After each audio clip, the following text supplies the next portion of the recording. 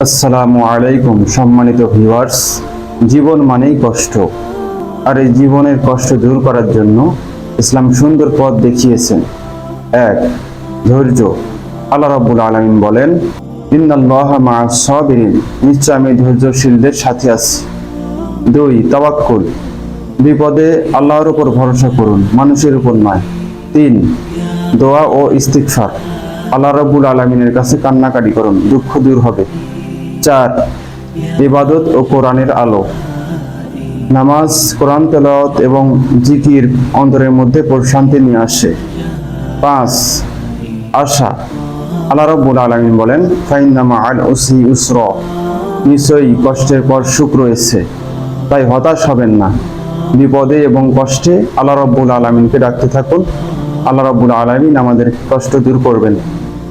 যেমনই ভাবে ভোরের আলোয় রাত্রির অন্ধকার দূর হয়। আসসালামু আলাইকুম ওয়া রাহমাতুল্লাহ।